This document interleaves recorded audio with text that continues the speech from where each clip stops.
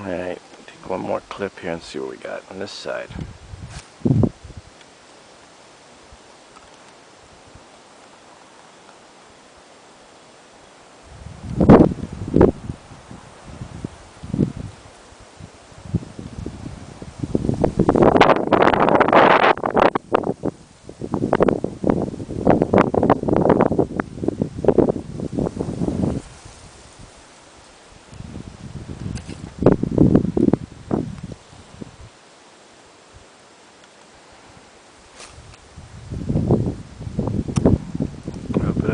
Breeze here. The wind should die down. This is like the last wind of the day, and then once the sun goes down, it'll be like dead calm here.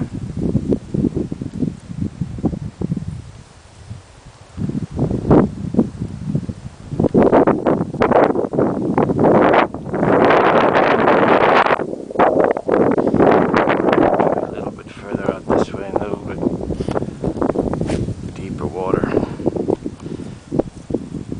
One good interesting thing is, as this lake, years past when they've drained it, I've been able to study the bottom terrain, and I know there's a big deep channel going down the middle here, and I know where there's some rocky spots here, so there's a few deep spots right out here, but you can walk quite a distance out here before it drops off. It's good to know the underwater topography on a lake. See where the fish are going to be. Come on.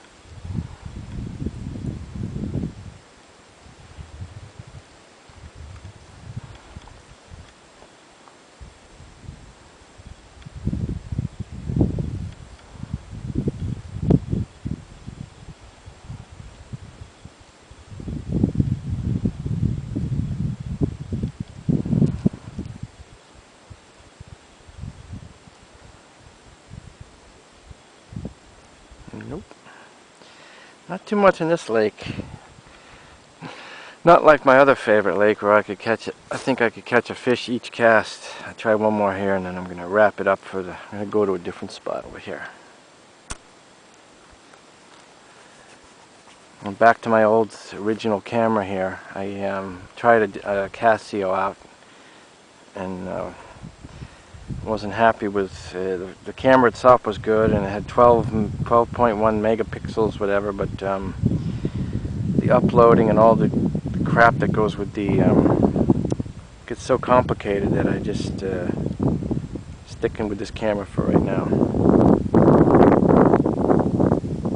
Good nibbles here. That's a little nibbles right there. A little perch for the line. You never know.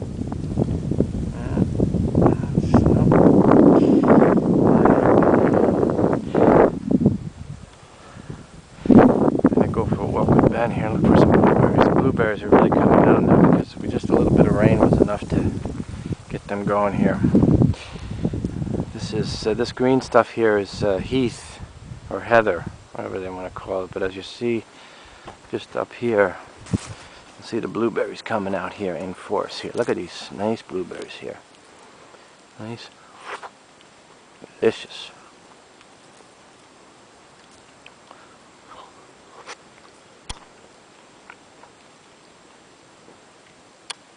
Beautiful. Alright, I hope this comes out and go home and upload it and see what happens, and then refine my techniques. I gotta start making some how-to videos for you guys out there. Okay? Alright, bye for now.